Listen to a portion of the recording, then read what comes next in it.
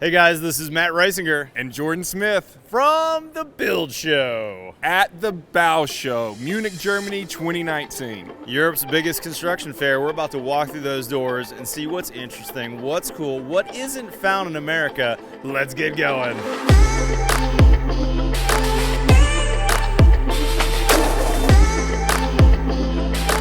Okay, we found a really different booth from the way we do things in America. This is cool. We're at James Hardie Europe. Now, this is a company called Fermacell that James Hardie bought, I'm not sure how long ago, 6 months ago. And this is some of the products we saw at that Swiss house. Fermacell is kind of the Kleenex brand of what they're using as a wallboard type product. This is a fiber gypsum product. Renee kind of explained to us what it was. And then what they're using it for is all kinds of different situations where you would use kind of standard drywall on American houses, but it's got much more strength, much more durability, and they make it in giant sizes they can kind of customize. So a lot of the prefab companies here in Europe are using this because they can get it in 8-foot tall boards by 18-foot long. So if you're a prefabber, you could put this in with no joints, no seams. And another really cool thing about it, since it is a homogeneous product, it gets all of its strength from the paper fibers acting as a composite with the paper holding together the gypsum, so you don't have your strength from the paper facing like you do on a gypsum board, so you can use it as flooring material here. And this is something that I had never seen before, but is really cool. They're showing a detail here where you can build your floor directly up from a dirt floor, so you or a slab that was maybe not level. You put the sand stuff that they also sell. That's an interlocking leveling compound, Yep. And then they show a foam, and then they put the board right on top, glued and stapled, and then you put your finished floor on top of that. Yeah, and then also, if you were going to do that, you could do it in 2 layers to, instead of pouring a lightweight concrete pour like a topping slab, you could do that in 2 layers. And then look, they make it prefabbed and pre-ready for insulative tubing. We saw that at that Swiss prefab builder, and now I can see the full assembly. That is really cool. So we go from the subfloor, they put a little insulation down, they put a couple layers of this, your tubing, and then they're showing it here where you basically just put a kind of like a gypsum coat over top of that. So you've got a full layer, and they're the ones who also make the lightweight sand too. So in their catalog here, they've got a great detail for that, where they're isolating from the wall, they're putting that lightweight sand down, and then when you put this on top, you've got a great sound value between floors. Very cool. James Hardie Europe. Hopefully they will bring some of this to the US too. Hey guys, coming to you from the Rockwell booth. Now we know these guys, we've used them a bunch in America, but this is kind of fun to see this booth in Germany to show what they're doing. Look at this exterior cladding system. Looks like it's a commercial building cladding, but you've got this really thick exterior mineral wool.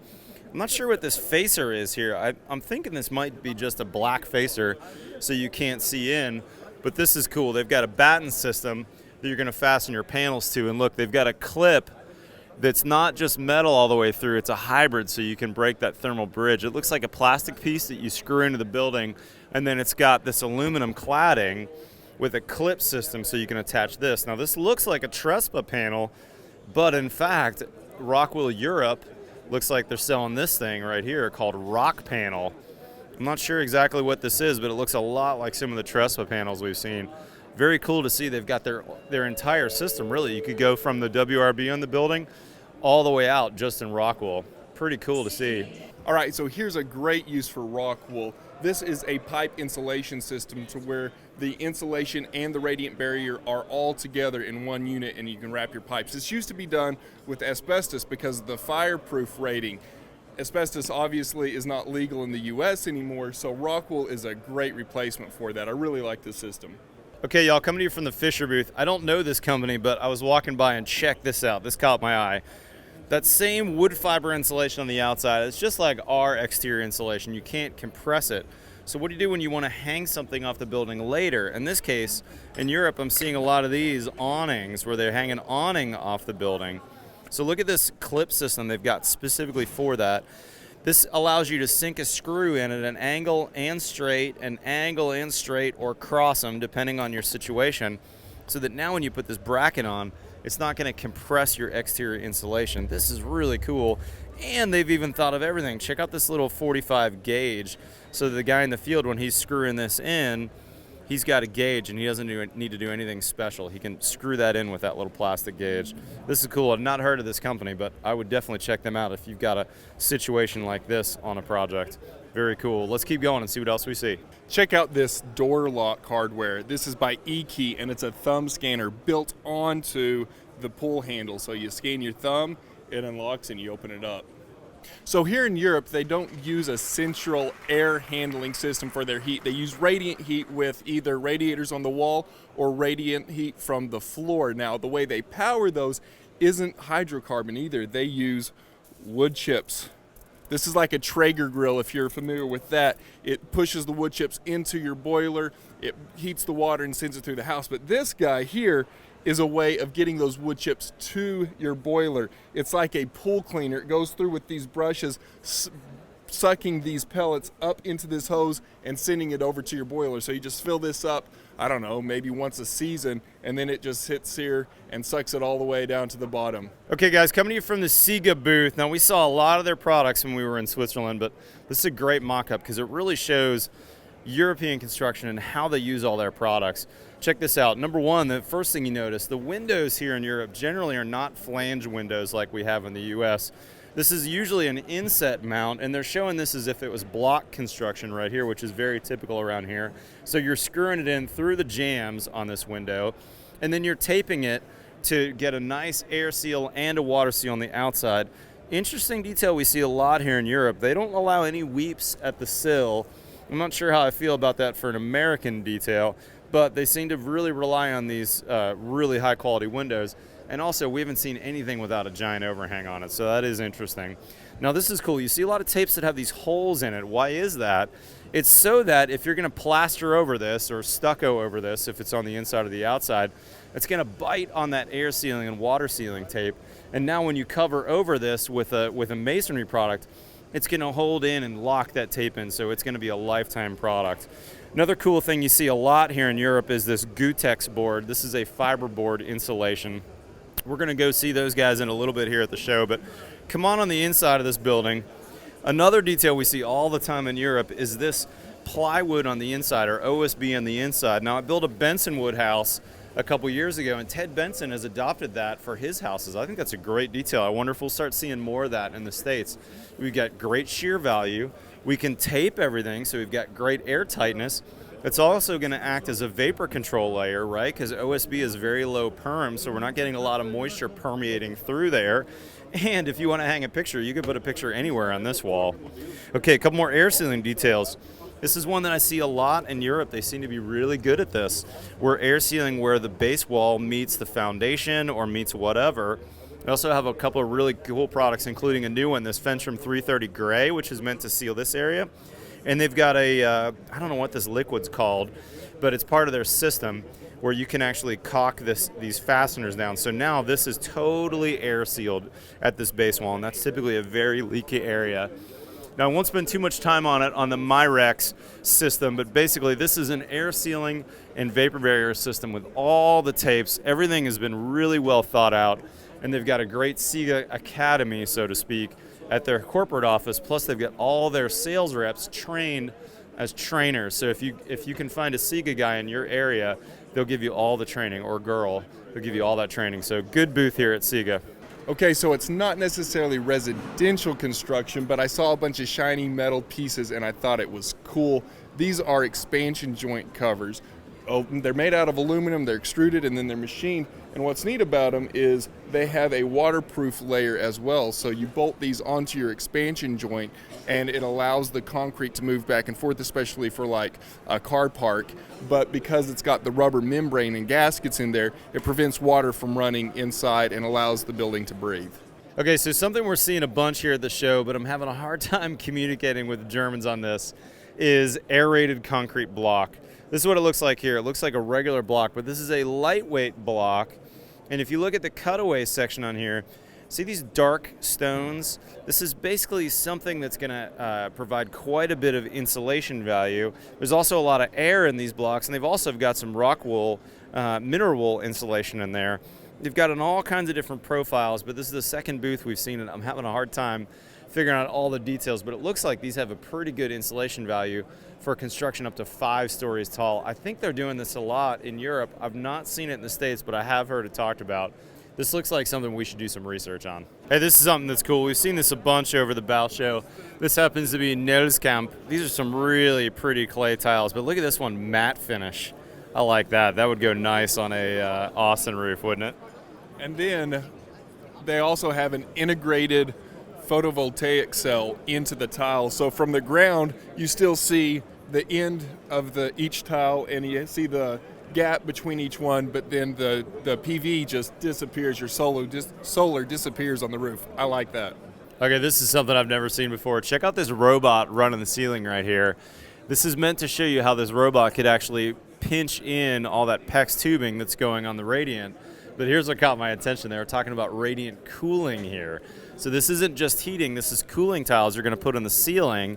And I asked him, how much of this do you do? Is this common in Europe? He said, oh yeah, very common. We probably install 30,000 square meters in Austria a year where this company's based. But check this out too. They've got a ceiling tile for radiant cooling. This would look great in a commercial space. You've got these perforated tiles, and then behind it, it's ready to go for your heating or cooling, radiant cooling. Pretty cool to see that.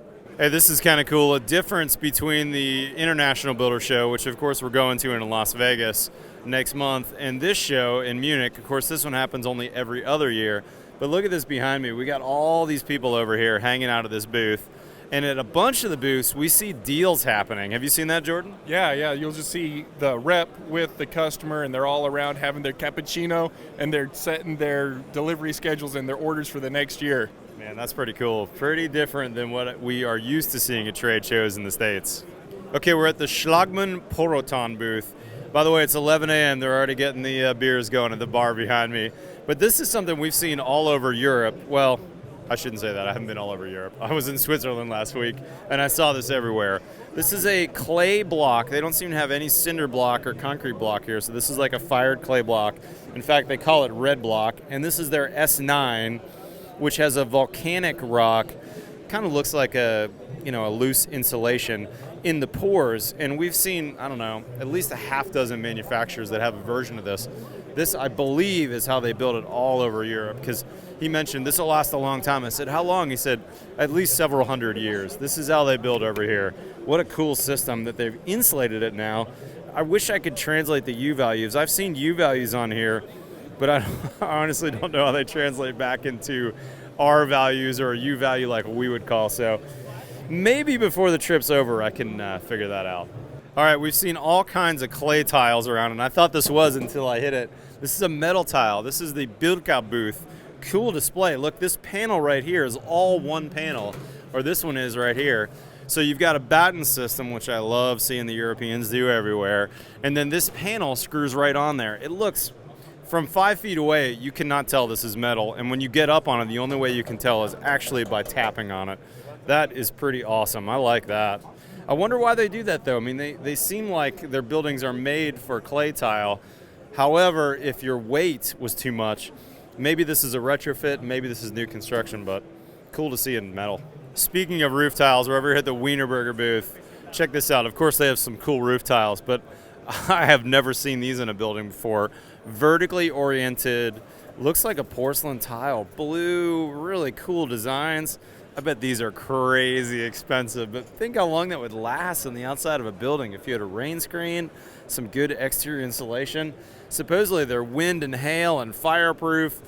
Oh, that is really cool. I like that. Okay, y'all, we're at the Ratchek Schiefer booth, and check this out. We just did a slate roof back in Texas. We installed it the traditional way, which is nailing at the top, but this is a clip system. Check this out. This clip goes on an aluminum system here, so we've got a batten, we've got our WRB back there, and they've even got a PV integrated system. But this was what's cool about it. If you broke one, which we found out not too long ago in our hail testing, the slate actually can break when you've got hail hitting it. You could replace a field panel. That is cool. Now, if this one was broken, you could actually hit it out with a hammer and pop a new one in, or if you bang it up, that slate tile is going to pop out.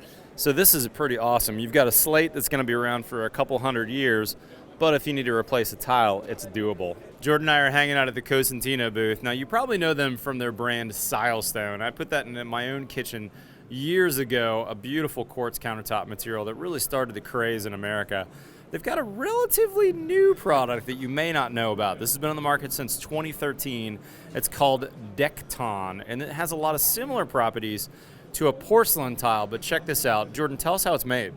All right, so it's a really cool product. You can think of it sort of like a ceramic porcelain manufacturing plant. They have a huge slab format that they do, and they use 25,000 tons of pressure to push this down. This is all natural stone material like you find on the ground, but then it's sintered. It's sent through ovens, and it all bakes and melts together. So it's a solid through surface stone, very impervious to heat and decay and UV. One of the drawbacks, though, from the way that it's made is this decoration on the front, this coloring on the front, is just a printed image on the front. It doesn't match it all the way through, but all your properties are all the way through. Yeah, and they've since then done some really cool things. Like, look at this tile edge. You know, this has a really cool face, but the edge, they put some flakes or I don't know what in there, but it looks like a solid stone. And if you look at these prints over here, I thought this was a marble display as we were walking by in granite.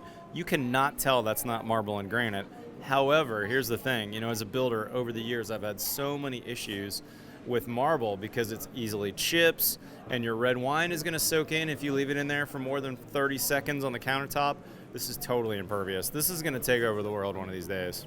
One of the things from a fabrication standpoint, if you're thinking about doing this, although they match that edge, if this was a thin countertop, I think I'd be fine with just leaving it as it is. If you're wanting to do a waterfall, you will have to miter your corners. So keep that in mind when you're doing this. You're not going to be able just to terminate your end horizontally and then have your other one come up vertically to it. You will have to miter those back to make a nice corner. And then it just showcases your craftsmanship too, so it'll look really cool. Cool stuff, man. I honestly didn't expect to see this at the Cosentino booth. I'm much more familiar with Silestone. This Decton's a cool material. All right, so do you want to build exterior steps for landscaping, but you don't want to have to put all the substrate in?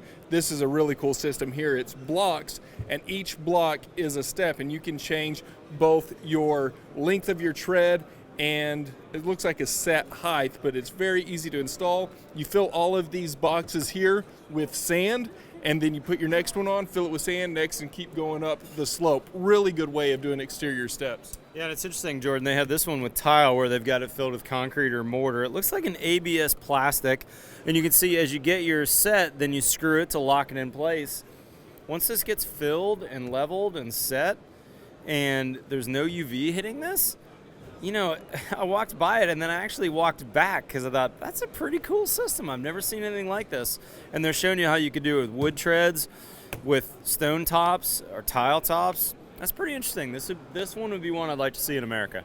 All right, so we're here at a sound isolation booth, and they've got this super cool vibrating example here. If I pull this down to the resonant frequency of my liquid in a bowl, you'll start seeing the waves, the standing waves there. Now, each one of these peaks, you see that the peaks aren't moving. Each one of the peaks are at the high pressure part of the pressure wave, and then each one of the valleys is at the low pressure, and that's standing. So in a room, you've all done it to where you've been yelling in a room at a "ah," and it starts echoing, but if you go up or down in pitch, it stops echoing. This is the same thing, but what's cool about this is once you've determined your resonant frequency of the room, you can select the density and the thickness of a rubber foam isolation board that you can get your whole room to be floating like over here. So in a studio space, you're wanting to keep the floor from transmitting any of the sound. If I have this microphone on a stand and I'm singing some Britney Spears in a truck or a train goes by outside, that sound's going to go through the earth and up into my building. I don't care how much wall sound isolation I have, it's not going to come through the wall, it will come through the floor. So you isolate it here with these isolation foam rubber products. They also have stuff for the top and bottom of your walls, and there's just a ton of stuff that you can get into with sound isolation. Cool booth, maybe more for commercial, but still, the more you know, right? The Build Show. Coming to you from the Bau Show in Munich, Germany. 250,000 people supposedly attended, and these two dudes are whipped. We had a lot of fun today, a lot of good content, but we couldn't fit it all just in this video, so stay tuned for more from The Bau Show. See you next time on The Build Show.